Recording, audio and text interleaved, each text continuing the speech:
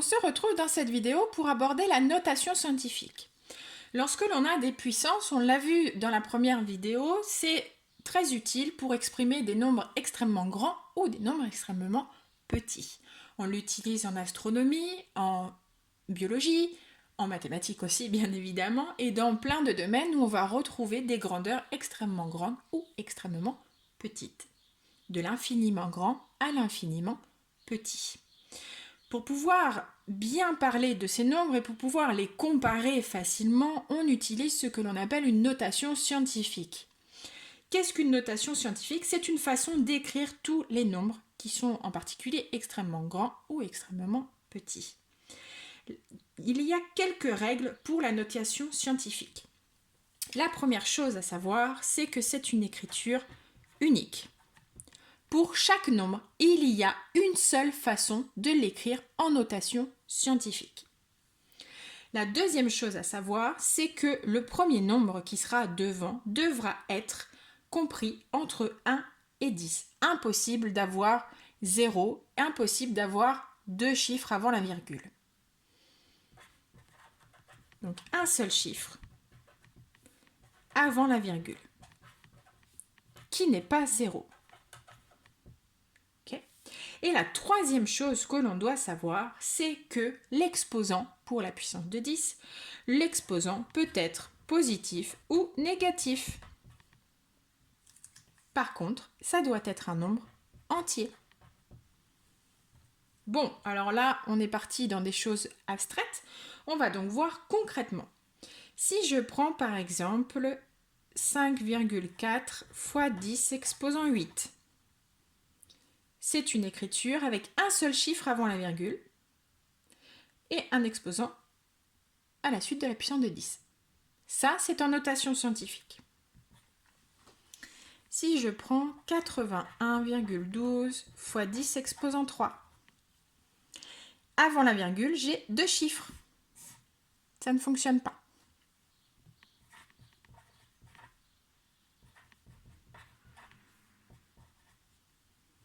Ici, avant la virgule, j'ai bien un chiffre, seulement c'est 0. Ça ne fonctionne pas.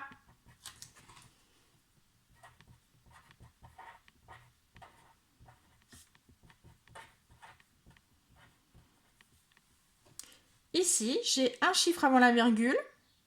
Peu importe ce que j'ai derrière, ça peut être long, ça n'est pas dérangeant. Et j'ai un exposant qui est négatif. Là, ça fonctionne aussi. Ok ? Donc, pour avoir une notation scientifique, il faut absolument un seul chiffre avant la virgule.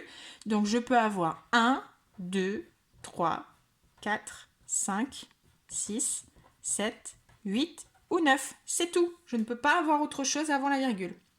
Derrière, par contre, j'ai ce que je veux. L'exposant doit être un nombre entier, bien évidemment, mais il peut être positif ou négatif. S'il sera négatif, dans ce cas-là, sera un petit nombre. S'il est positif, ce sera un nombre plus grand, voire un très grand nombre. Plus l'exposant sera grand et positif, plus on aura un très grand nombre. Donc la question se pose une fois qu'on a compris la notation scientifique, c'est comment mettre n'importe quel nombre en notation scientifique. Alors si je prends l'exemple 632,45.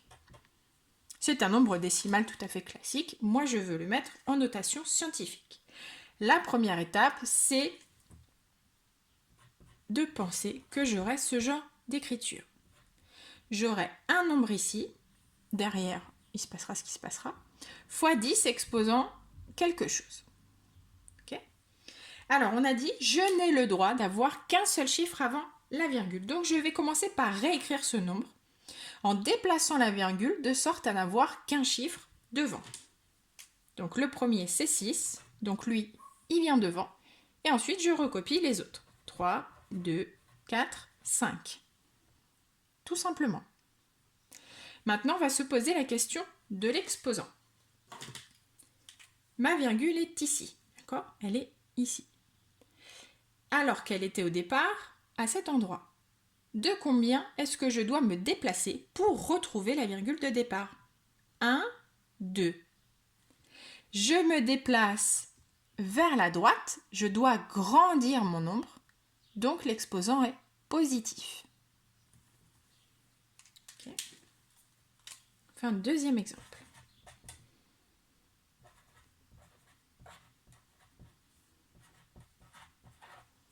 9315,708.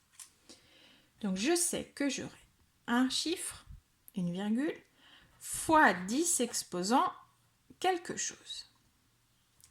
Je commence par réécrire mon nombre avec un seul chiffre avant la virgule. Je prends donc le premier, qui n'est pas 0, hein, souvenez-vous, 9.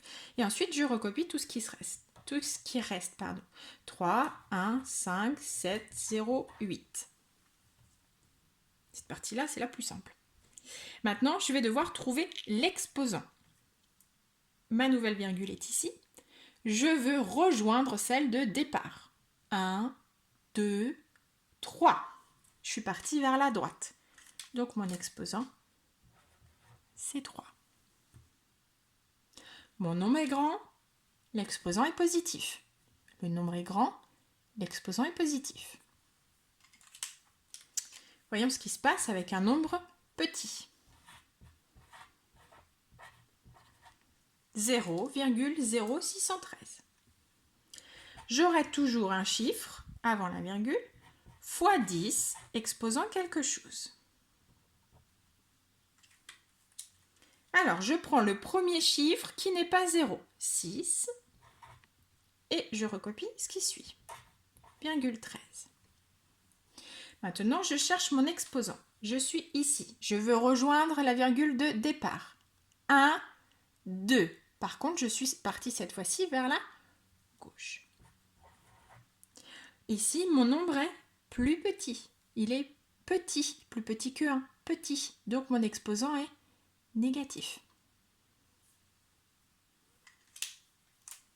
Encore un exemple.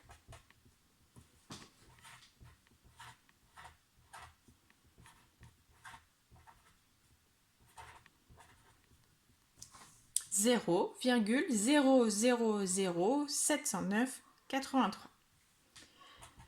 J'ai encore un chiffre avant la virgule, fois 10 exposant quelque chose. Je prends le premier chiffre qui n'est pas 0, 7. Je recopie tout ce qui suit. 0, 9, 8, 3. Fois 10 exposants, et là je dois trouver l'exposant. Ma virgule, elle est là. Je veux revenir à celle de départ.